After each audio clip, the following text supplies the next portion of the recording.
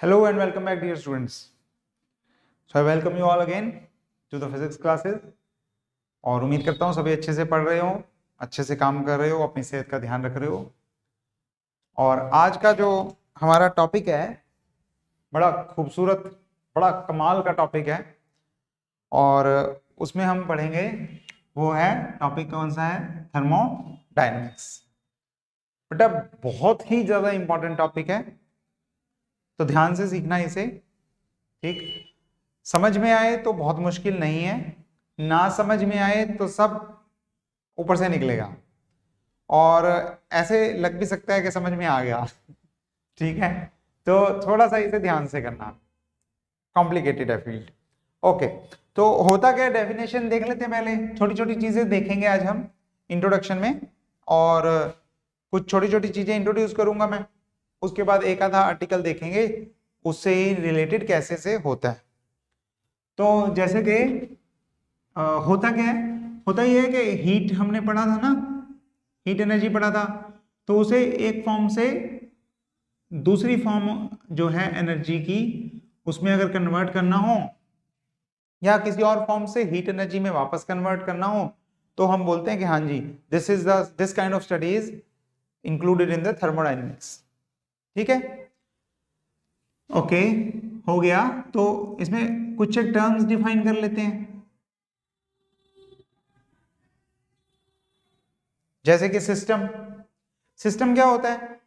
जो भी आप असेंबली लेते हो, बहुत सारे पार्टिकल्स लो, बहुत सारे गैस पार्टिकल्स, मॉलिक्यूल्स ले लो, उन पार्टिकल्स की जो मतलब बहुत सारे पार्टिकल्स को असेंबल कर दो एक जगह पे, जिसे आपने स्टडी करना है। तो it is the thing of interest, ठीक है, कि मेरे को इस पेन को स्टडी करना है, तो ये है मेरा सिस्टम। ठीक, तो वो हो गया। और उसके साथ में जो है सब कुछ जो उसे इफेक्ट कर रहा है, उसे हम बोल देते हैं सराउंडिंग्स। जो उसके साथ में है, सिस्टम के आसपास एयर है या क्या है, पानी में रखा हुआ है या कहां पे रखा हुआ है, जो उसे इफेक्ट कर रहा है, उसे हम बोल देते हैं सराउंडिंग्स। ठीक है, अब किसी सिस्टम को स्टडी करने के लिए हमें कुछ वेरिएबल्स चाहिए होते हैं या कोऑर्डिनेट्स कह लो। So next is our thermodynamical variables, right? वो कौन कौन है? हालांकि ये स्टेट पे डिपेंड करता है, आप सॉलिड स्टेट की बात कर रहे हो कि लिक्विड की कि गैस की। हम जनरली थर्मोडायनेमिक्स में हम जो गैसियस स्टेट में पढ़ेंगे, हम बात करेंगे प्रेशर, वॉल्यूम, टेम्परेचर। ये तीनों तो आप पढ़ चुके हो, आइडियल गैस इक्वेशन में पढ़ लिया था, PV is equal to NRT. एक और वेरिएबल ऐड कर लो which is very very important, and that is heat. Heat, ठीक है, हीट के बिना थर्मोडायनेमिक्स की बात नहीं हो सकती। ओके, ठीक है, तो ये चार वेरिएबल्स हो गए, पता लग गए, चलो ले लेंगे।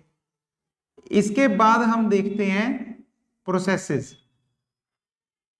प्रोसेसेस, तो इसमें चार वेरिएबल्स हमने लिए, चार वेरिएबल्स, उन्हीं चारों के कॉरस्पॉन्डिंग हमारे पास चार अलग अलग तरह के प्रोसेसेस हो सकते हैं। जैसे कि अगर आप प्रेशर को कांस्टेंट कर दो, हम एक चीज को बच्चे कांस्टेंट करके चलेंगे और बाकी सब वेरी कर सकते हैं। ठीक है, जैसे हमने बॉयल्स लॉ में सीखा था, गे-लुसाक लॉ में सीखा था, चार्ल्स लॉ में सीखा था कि हमने एक एक को कांस्टेंट कर दिया, बाकी वेरिएबल्स देख लिए। तो यहाँ पे भी मैंने वहां पे भी डिफाइन कर दिया था, एक बार फिर से कर रहा हूं। अगर हम प्रेशर को कांस्टेंट कर दें तो ऐसी प्रोसेस को हम बोलते हैं आइसोबारिक। अगर हम V को कांस्टेंट कर दें तो ऐसी प्रोसेस को हम बोलते हैं आइसोकोरिक। अगर हम टेम्परेचर को कांस्टेंट कर दें तब हम बोलते हैं आइसोथर्मल। आइसोथर्मल, और last but not the least, the award goes to heat energy, heat. अगर हम हीट को कांस्टेंट कर दें, हीट कांस्टेंट करने का मतलब ना तो हीट अंदर से बाहर जा सकती है, ना बाहर से अंदर आ सकती है। ठीक है, बाहर से हीट अंदर ना जा सके और अंदर से बाहर ना जा सके। सोचो कभी ऐसा हो तो क्या हो, उस प्रोसेस को हम नाम देते हैं एडियाबैटिक।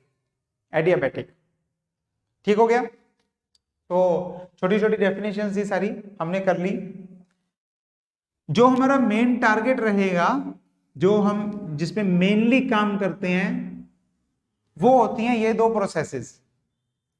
कौन कौन सी दो प्रोसेसेस? Isothermal, adiabatic. ठीक है, आइसोथर्मल, एडियाबैटिक। एक बार फिर से, आइसोथर्मल और एडियाबैटिक, इन दो प्रोसेसेस में हमें मेनली काम करना होता है। बहुत ज्यादा काम हमारा इन्हीं के बेसिस पे हो जाता है। फिर से, आइसोथर्मल एंड एडियाबैटिक। आइसोथर्मल कौन सी प्रोसेस है? जिसमें टेम्परेचर कांस्टेंट रहेगा। एडियाबैटिक कौन सा प्रोसेस है? जिसमें हीट एनर्जी कांस्टेंट रहेगी, यानी कि ना तो बाहर गर्मी आएगी ना बाहर ठंडक होगी। ठीक है, इसे एक बार मैं थोड़ा सा डिटेल में समझा देता हूं। इन प्रोसेसेस को अगर हमने सीखा तो हमारा आगे का काम आसान हो जाएगा। तो एक बात करते हैं हम आइसोथर्मल की, और एक बात करते हैं हम एडियाबैटिक की। आइसोथर्मल और एडियाबैटिक, तो मतलब क्या है? आइसोथर्मल में टेम्परेचर कांस्टेंट रहता है, मतलब dt is equal to 0। Adiabatic में हीट एनर्जी कांस्टेंट रहती है, हीट कांस्टेंट का मतलब dq इज इक्वल टू 0। बात तो समझ में आ जाएगी, ठीक है, सिंपल है। ओके, देखो इस बार इस प्रोसेस को देखते हैं पहले, आइसोथर्मल। आप ऐसा सपोज करो, चलो सपोज बाद में करेंगे, पहले सिस्टम को समझ लेते हैं। अगर सिस्टम में कोई रिएक्शन हो, कोई भी रिएक्शन हो, जिसे कंप्लीट करने के लिए सिस्टम को हीट एनर्जी चाहिए, यानी कि अगर उसे हीट मिल जाए, जैसे कि ऐसा ले लो कि ए बी के साथ मिलके अगर गर्मी मिल जाए, उसे हीट मिल जाए, जैसे फोटोसिंथेसिस टाइप प्रोसेस होता है, अगर उसे हीट मिल जाए तो वो सी बना देगा। ठीक है, अगर उसे हीट मिल जाए तो वो सी बना देगा। अगर ऐसी कोई रिएक्शन है तो इसमें क्या हो रहा है? जो सराउंडिंग है, जो भी सराउंडिंग है, वहां से वो हीट एब्जॉर्ब कर रहा है कि हाँ जी हीट में ले लूं सराउंडिंग से, या सिस्टम अपने आप में ही हीट एब्जॉर्ब कर रहा है। ओके, और ऐसे भी रिएक्शंस होती हैं जिनमें सी ए और बी में टूटता है और हीट एनर्जी निकल जाती है ना। प्रोसेसेस, एक को आप एक्सोथर्मिक बोलते हो, एक को एंडोथर्मिक बोलते हो, एंडोथर्मिक, एक्सोथर्मिक, है ना।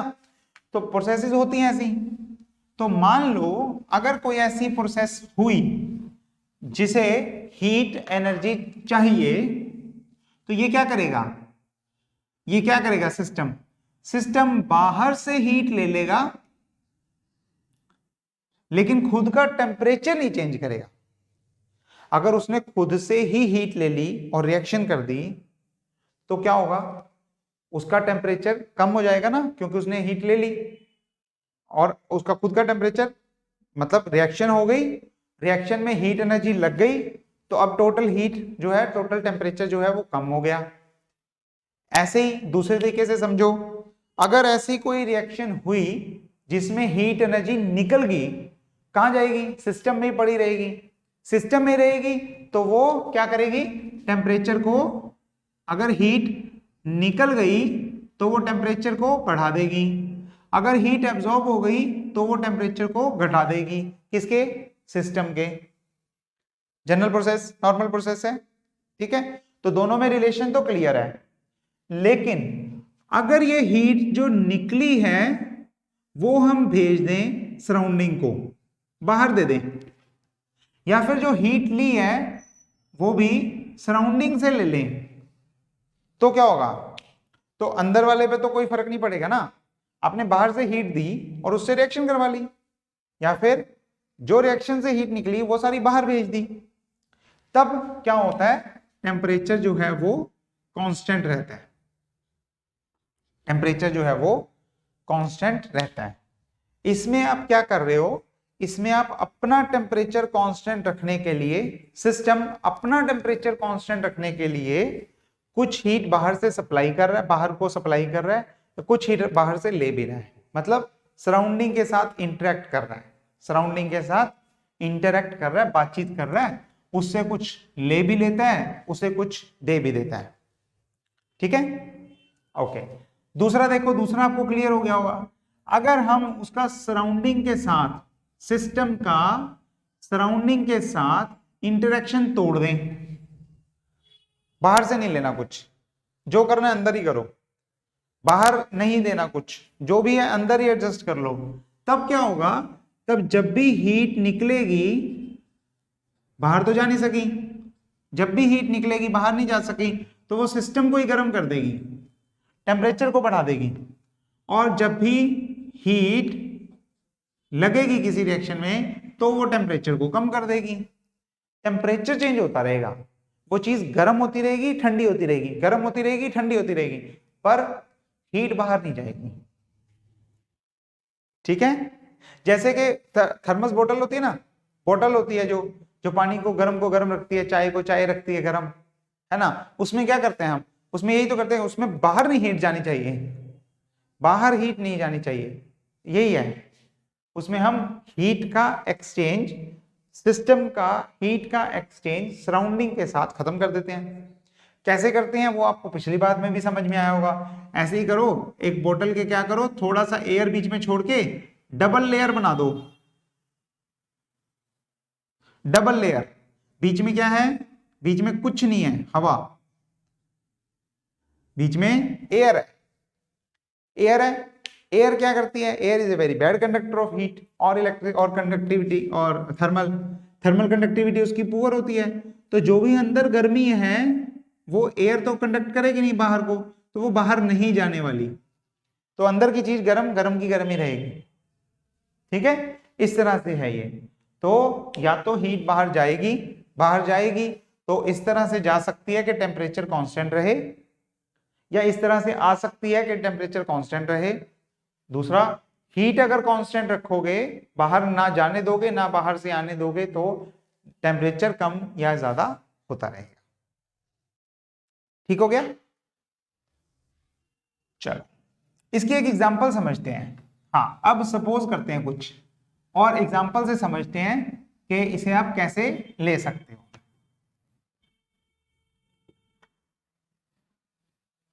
तो देखें, आप ऐसा करो, मैं एक क्वेश्चन, सिंपल सा क्वेश्चन पूछता हूं, दोनों में से सोचना है सारे बच्चों ने, दोनों में से स्लो या फास्ट की टर्म्स में बताना है। दोनों स्लो हैं या दोनों फास्ट हैं, या आइसोथर्मल स्लो है एडियाबैटिक फास्ट है, या आइसोथर्मल फास्ट है एडियाबैटिक स्लो है, कौन सा होगा?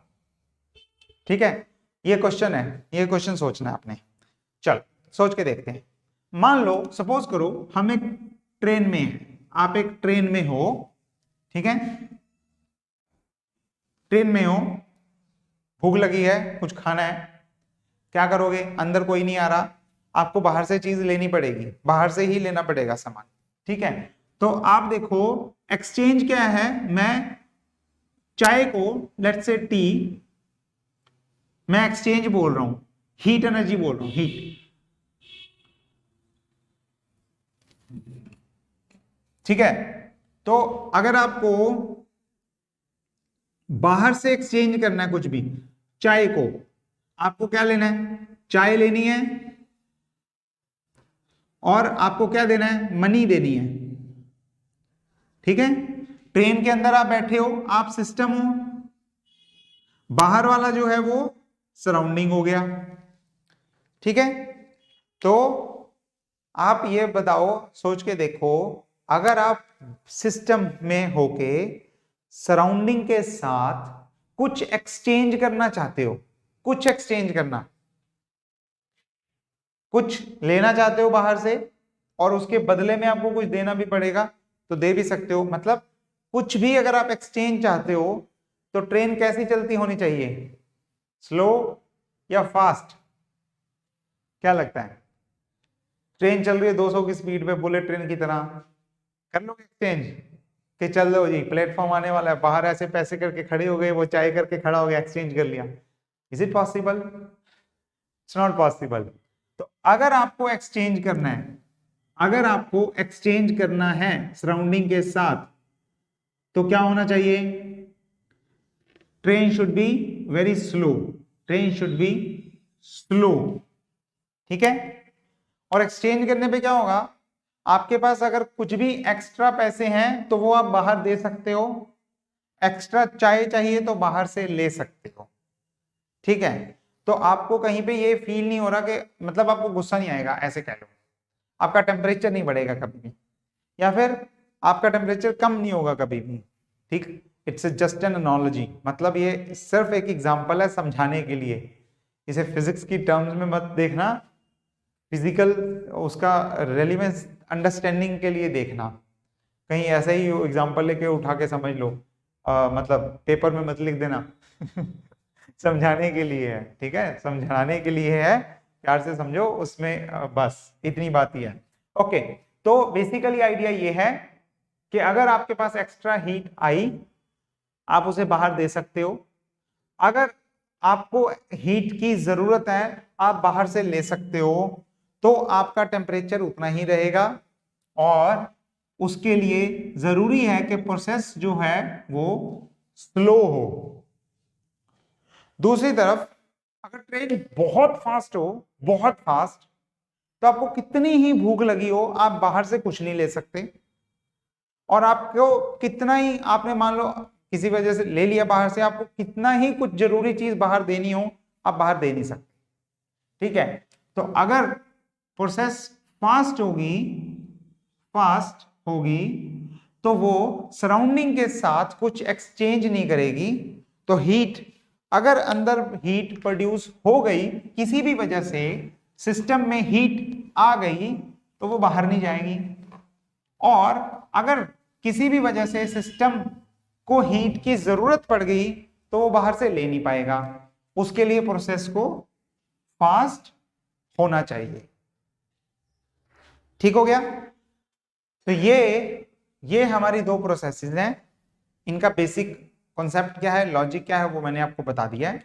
इसके बाद हम एक और चीज लिखते हैं, वो है इक्वेशन।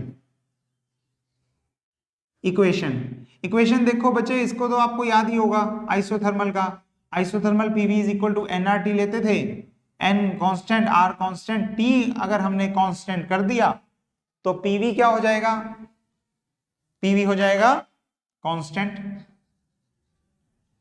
ठीक है। आपको याद भी होगा मैंने आपसे पूछा भी था, बॉयल्स लॉ हमने सीखा था जब, तो बॉयल्स लॉ में मैंने कहा था कि आप अगर टेम्परेचर, ये pressure is inversely proportional to V, तो अगर मैं गुब्बारे को, किसी बैलून को स्लो फैलाऊं, वेरी स्लो इन्फ्लेट करूं, तो मैं टेम्परेचर को कांस्टेंट रख सकता हूं, ये बात मैंने बताई थी, समझाई थी आपको, ठीक है। जिन बच्चों ने नहीं देखा वो वाला लेक्चर भी देख लें, Boyle's law, Charles law, gas laws के नाम पे लेक्चर है, देख सकते हो आराम से, अच्छे से समझ में आ जाएगा। तो यहां पे इक्वेशन है, याद होनी चाहिए हर टाइम पे, PV is equal to constant, ये इक्वेशन है आइसोथर्मल की। एडियाबैटिक में क्या रहता है, एडियाबैटिक में इक्वेशन आ जाती है ये, PV gamma is equal to constant, ठीक है, क्योंकि टेम्परेचर चेंज हो रहा है, तो पीवी कांस्टेंट नहीं है, पीवी क्या है, एनआरटी के इक्वल है। लेकिन हाँ, अगर आप पीवी गामा लो, गामा आपको याद है, याद करो वो दिन जब हमने गामा सीखा था, क्या था gamma, ratio of two specific heats, specific heat at constant pressure, specific heat capacity at constant volume, इन दोनों का रेशियो, एडियाबैटिक रेशियो ये हो गया गामा। तो यहां पे v पावर में गामा आ रहा है, ये कांस्टेंट होता है एडियाबैटिक प्रोसेस में, ठीक हो गया। दोनों की इक्वेशन आपको याद होनी चाहिए। चल, आई होप यहां तक सब क्लियर है, अब साफ है या सफाया है वो आप मेरे को कमेंट करके बता देना, ठीक है, कि समझ में आ गया कि नहीं आया।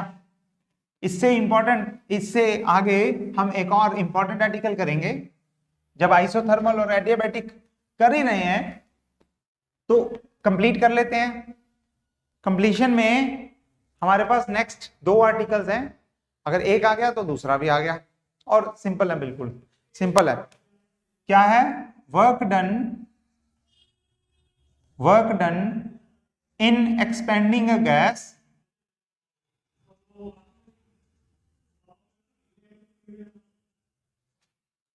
Work done in expanding a gas.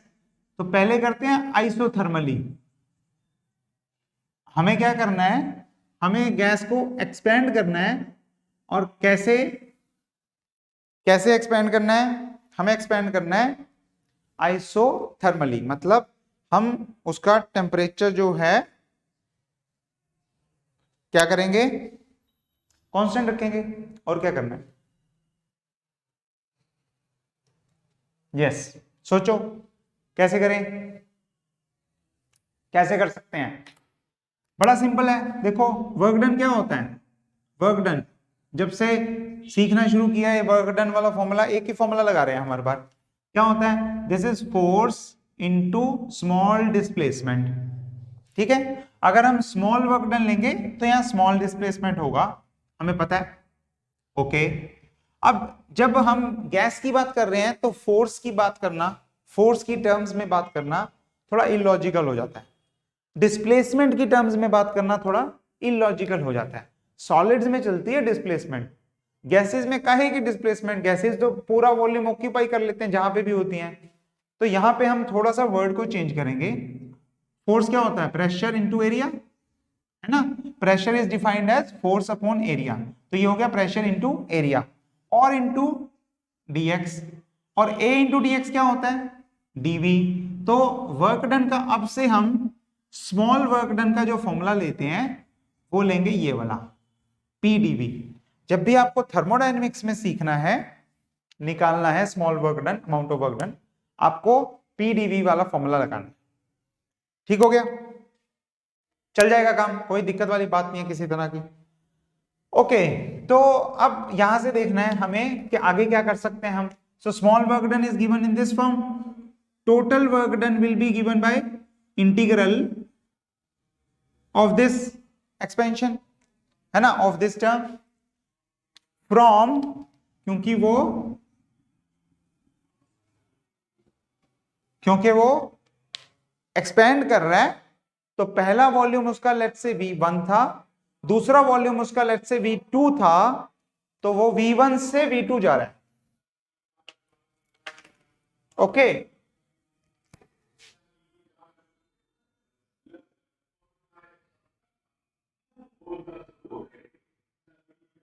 let us say this,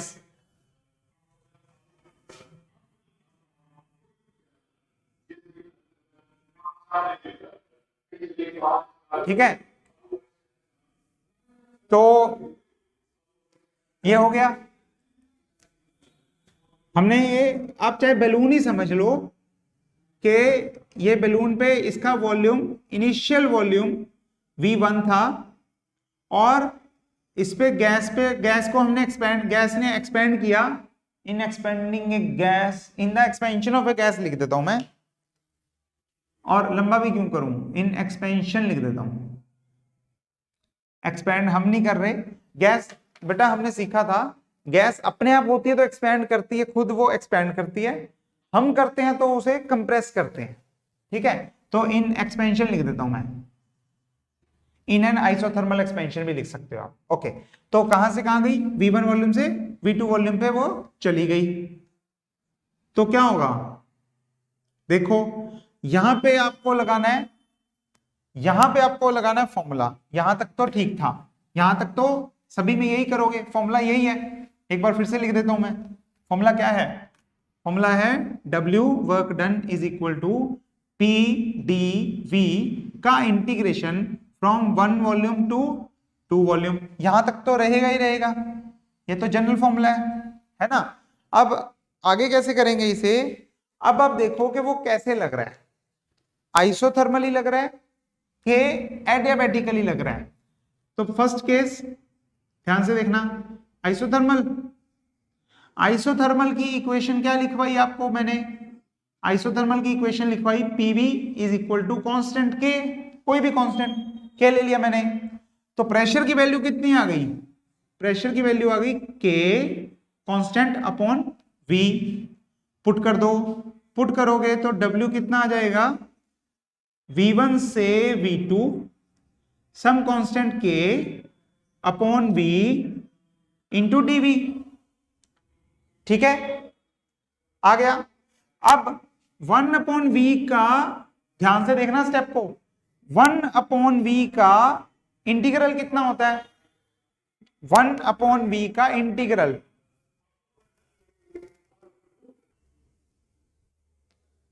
कितना होता है, हमें पता है 1 अपॉन वी का इंटीग्रल log v होता है ना, ठीक है, तो k तो बाहर आ गया इंटीग्रल से, और 1 अपॉन x का dx इंटीग्रल होता है log ऑफ x यानी कि log v, and limits are from v1 to v2, ठीक है। ध्यान रखना बच्चे, log जो मैंने लिखा है ना, log नेचुरल log लिखा है, नेचुरल log, आप छोटी क्लासेस में जो 9th 10th में पढ़ते थे वो log ऐसे लिखते हो, तो वहां पे बेस 10 होता है, बेस 10, ये नेचुरल log है, इसमें बेस e होता है, e एक्सपोनेंशियल वाला e, ठीक है। दोनों में क्या रिलेशन होता है वो मैं लिख देता हूं, पहले यहां पे पुट कर दें, वैल्यू पुट कर देते हैं, कितना होगा k log upper limit minus log lower limit, और log a minus log b क्या होता है, log a अपॉन b,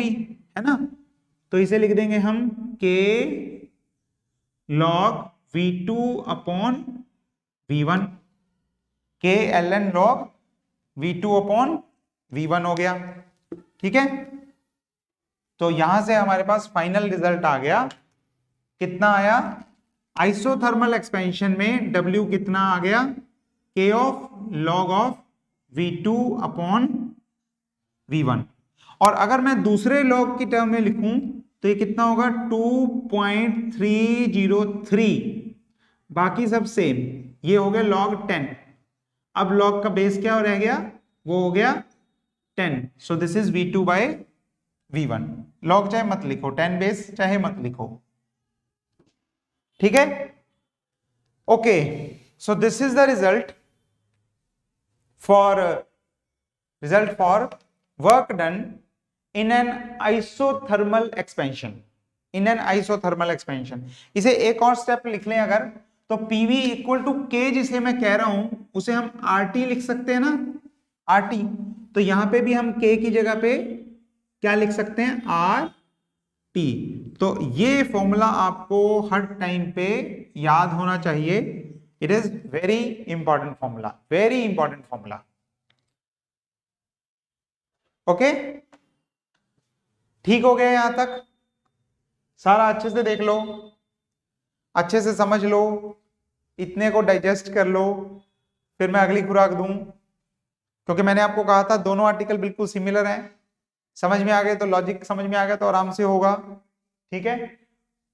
तो अगर ये सब समझ में आ गया, स्क्रीनशॉट वगैरह लेना ले लो, आराम से अच्छे से स्क्रीनशॉट लेके समझ लो, बुक में भी दिया हुआ है बेटा, कोई अलग तो है नहीं, आपको प्रदीप की, मॉडर्न की, जिस बुक में भी देखोगे सभी में सेम मिल जाएगा। चल क्विकली हम दूसरा आर्टिकल कर रहे हैं, अगर ये समझ में आ गया तो आप अगला वाला आर्टिकल अपने आप कर सकते हो, फिर भी मैं 1 मिनट में उसे कवर करवा देता हूं। अगला आर्टिकल क्या होगा, अभी हमने सीखा आइसोथर्मल एक्सपेंशन, ठीक है। दूसरा आर्टिकल जो हम सीखेंगे वो होगा एडियाबैटिक एक्सपेंशन, ठीक है। आइसोथर्मल एक्सपेंशन की जगह पे हमने अब दूसरे आर्टिकल में क्या करना है, एडियाबैटिक करना है। एडियाबैटिक में इक्वेशन क्या होती है, क्या बताइए आपको बताया PV gamma V power gamma is equal to constant, यानी कि ये हो गया पीवी गामा। मैं इसे इरेज कर देता हूं। अब इस बार के है, आरटी के इक्वल नहीं है, ये के है। PV gamma equal to some constant K, कितना बाद में देखेंगे। तो पी की वैल्यू कितनी हो जाएगी, के अपॉन वी पावर गामा। ठीक है, तो यहां पे भी आ जाएगा वी पावर गामा। ठीक हो गया। अब 1 अपॉन वी का लॉग इंटीग्रेशन तो होता है लॉग, लेकिन ये तो वी पावर गामा है, और अगर आप ऊपर लेके जाओगे तो ये तो वी पावर माइनस गामा है ना। सो दिस इज, एक बार फिर से, के बाहर integration of from v1 to v2, और ये v पावर गामा अपॉन में है, जो कि ऐसे हम लिख सकते हैं। तो ये क्या बन जाएगा, के बाहर v power minus gamma plus 1 divided by minus gamma plus 1, ये बन जाएगा। और limits of integration are from v1 to v2। ठीक हो गया बच्चे, ध्यान से देखते रहना। ओके, आगे देखो। आगे हम क्या करेंगे, 1 अपॉन 1 माइनस गामा बाहर निकाल लेता हूं। 1 upon, this is 1 minus gamma, 1 minus gamma, ये मैं बाहर निकाल रहा हूं, और यहां पे v2 और v1 पुट करूंगा, तो ये क्या बनेगा, ये बनेगा के v2 minus gamma plus 1 power, और माइनस के v1 minus gamma plus 1 power. ठीक है, ये स्टेप भी क्लियर है। अगला स्टेप थोड़ा ध्यान से देखना, अगला स्टेप बहुत ध्यान से देखने वाला है, बिल्कुल भी ध्यान नहीं हटना चाहिए। सावधानी हटी दुर्घटना घटी। तो ध्यान से यहां से देखो बच्चे, मैं ये वाला इरेज कर रहा हूं। ठीक है, मैंने ये वाला सिर्फ नीचे वाला एक्सप्रेशन रखा है, बाकी सब इरेज कर दिया। अब इस वैल्यू को देखो, P is equal to K upon B gamma, इसे मैं ऐसे लिख सकता हूं, K into V minus gamma, V power minus gamma, this is equal to P। ठीक है, तो एक बार फिर से मैं ऊपर वाली इक्वेशन को ही, एडियाबैटिक इक्वेशन को ही मैं लिख रहा हूं, प्रेशर इज इक्वल टू के into we power minus gamma. ठीक हो गया। अब देखो, जो नीचे वाली इक्वेशन है, अब मैं इसे ऊपर लिख रहा हूं, तो W हमारे पास कितना आया, 1 अपॉन 1 माइनस गामा, सेम सही रहेगा। के ऐसे ही रख रहा हूं मैं, V2 पावर माइनस गामा अलग लिख रहा हूं, इनटू V2 पावर 1 अलग लिख रहा हूं, V2 पावर 1 अलग लिख रहा हूं, क्योंकि बेस सेम हो तो पावर्स ऐड होती हैं। तो माइनस गामा प्लस 1 एक लिखना हो तो यही लिखने वाले हैं हम। एक बार फिर से ऐसे ही, के V1 पावर माइनस गामा अलग और V1 अलग। अगर ये स्टेप समझ में आ गया तो कहानी खत्म, पैसा हजम। क्या होगा, दिस इज P2, ये हो गया P2, ये है V2 माइनस, ये है P1, ये है V1, और अपॉन में 1 माइनस गामा है हमारे पास। ठीक है, अब PV यहां पे कांस्टेंट नहीं है, PV आइसोथर्मल प्रोसेस में कांस्टेंट होता है। यहां पे PV इक्वल टू RT वाली इक्वेशन लगेगी, so this will be RT2 minus RT1 divided by 1 minus gamma. This is the result for, this is the result for work done in expansion of a gas adiabatically.